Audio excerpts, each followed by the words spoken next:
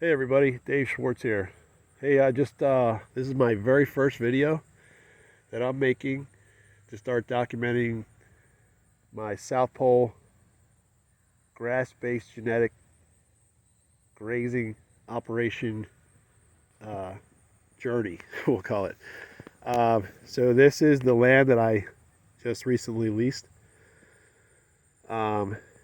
It's the acreage on the other side of these trees that you can't see. There's actually a farmhouse and a barn on the other side of those trees. Then on the other side, there's another, I want to say 7-8 acres. And then on this side, right here, I'll pan around. There's a road directly behind me. It's an old country road here. This grass strip in the middle, there's a creek down in the bottom of it. It's kind of a wet area, so it's like the green grass on both sides on this end. It's kind of hard to get it with depth perception. I also bought this hay. The farmer that owns this land was nice enough to sell it to me, baled, and then he isn't cutting on this field anymore. And I don't know if you can see it or not. What I'm standing in here is probably, I don't know, about 8-10 inches tall. It's diverse grasses growing in here. There's some legumes. I'm not going to say there's a terrible lot right now, but we're hoping to change that in time here with some proper movement of animals, and we're hoping to allow the ground to express what's here, and I know is here in the seed bank. It backs up to a mountain here, so that's where there's a spring coming down off the mountain. That's what has this small creek running. The landowner was able to put in a small retention pond for me, so we're going to go look at that real quick. It's right up here. He just dug it out about 2 weeks ago. So what this was like a wet area, and there was like a trickle in the middle coming down through, I don't know if you can tell, but down through this area. And it was just kind of a moist, soppy area, but it wasn't what I would call, a full flowing creek. I mean, it was flowing, but not what you would want. But we knew that if we put in a retention pond, which is right here, and it's hard to tell from this photo, but that's about 10 foot across by about 10 foot wide. And he dug it out for me, and so that it filled up. And so now we have an inlet over there coming out of that grassy area, and then we have an outlet down here. It flows over the top. I don't know if you can see that, but it's flowing over. There it goes. So we were talking some more. We may be putting in a series of these down through here, because this creek little stream runs right down through the property. So it'll be perfect for rotational grazing to have access to a little water pond every so many yards. Right now, I'm going to pinwheel them around this water spot. The only thing that's not the best, but I'm going to work with it, is I'm only going to have them come into this water source from the north side, which is where the camera, like the trees, that's the north, the mountains up behind them. But I'm going to have them come in from that side. I'm going to do like Greg Judy suggests, and I'm going to put the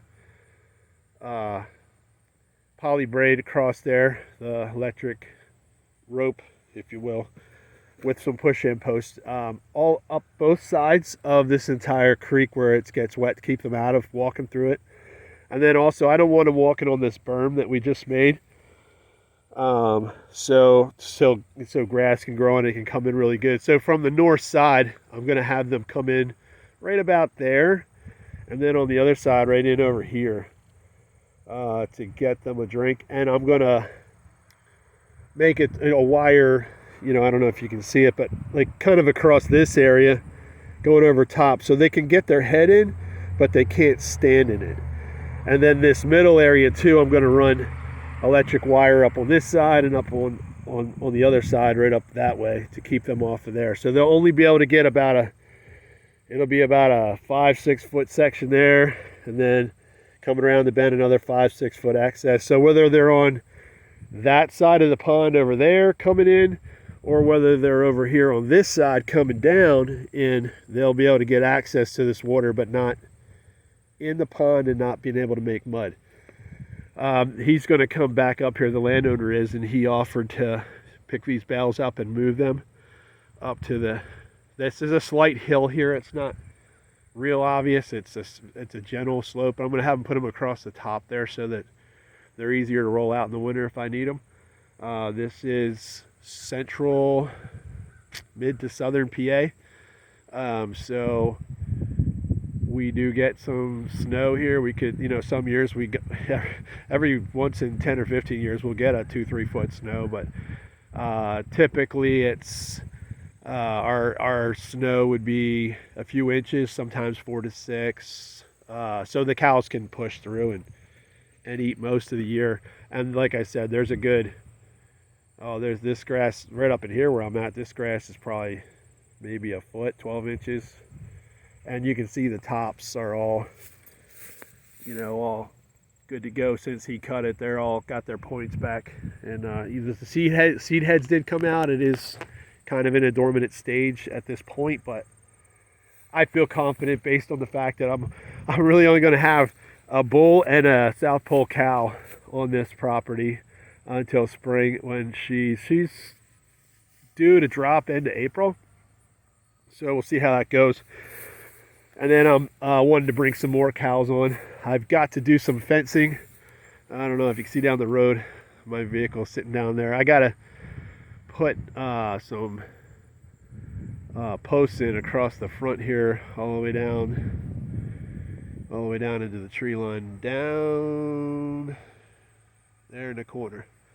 And then the rest of this property already has fencing, but it's not electric fencing, so I'm going to take and put insulators on, and I'm going to go ahead and put some high tensile all the way around.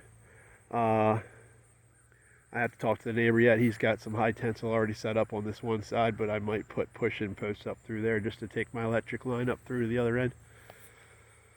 And then I'm going to grow into the other 6 or 7 acres on the other side. This is not going to be obviously hundreds of cattle. This is going to be, a dozen or less type operation once it's fully up and running. And I might cut that back some so I can run some sheep. We're going to see how it goes here, but this is my first push, and I thought I'd invite you along so you can see what it is that I rented and let you know that I'm just a kid from Montgomery County, Pennsylvania, who really didn't have any cowboying in his background other than working on a dairy farm in the summers here and there. But I didn't really, I wasn't brought up on a ranch.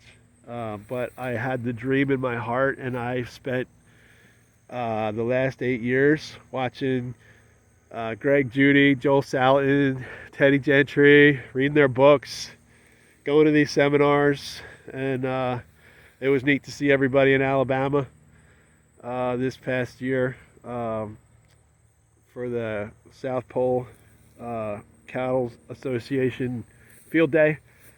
And I was in Tennessee 2 years prior to that, and it was a great time there too. If you can at all make one of those, I highly recommend it if you're interested in natural regenerative grazing. It's an eye-opener. You can learn a lot. And if you want to get Greg Judy's book, it's called No Risk Ranching. That was kind of my first exciting revelation that, hey, you know what, I can do this. So if you have a desire in your heart and you want to do something like this, reach out to me. I'm more than happy to help you figure out whatever you need to figure out and help you maybe find some leased land if we can. There's some rental land. I don't own a farm, but I'm leasing this ground. You just have to drive around your county and start looking for places. There's a lot of farmers. The average age of a farmer is in the 60s right now, and a lot of them are not farming all of their land. So there's land like this that's available. In Pennsylvania here, it can be a little tough.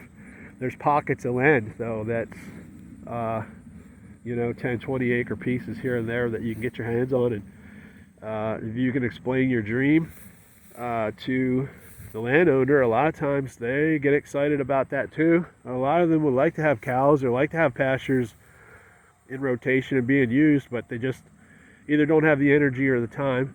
But if they knew a person that did, they sure would jump on it. So with that, I'm gonna let you go. I just wanted to bring you along. I came over here after work to look at this pond, how it's coming along, and it filled up nice. I'm happy with it, and I think we're gonna put maybe 2 or 3 more in. So when we do that, I'll get back on here and show you that. I might show you some slinging of the slide hammer too.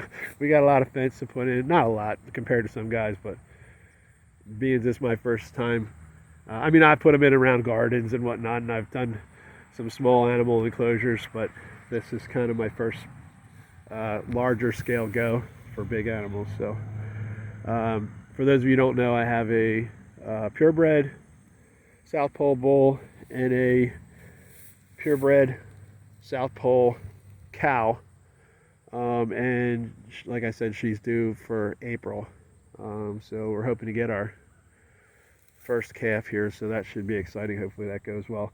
And then I would like to bring some other cattle in here, so we'll see how that goes. And as it goes along, maybe we'll take you along. I have both cows at the owner's property where I bought them. They've been there for the past month or so now, waiting for me to get this property finished so I can get them moved up here. So, well, maybe take you for a ride when we bring them up here and you can watch how that goes. All right, well, I'm going to let y'all go and have a great day. Thanks for checking out this pasture with me. And if you have any desire or questions or comments, feel free to leave them in the comments box or message me. I'm on Facebook and I'm on YouTube. I'm on Instagram. Those are probably the best ways to get a hold of me. Message me, and then maybe I can give you my phone number. We can have an in-person chat. All right, we'll talk to you then. Have a great day.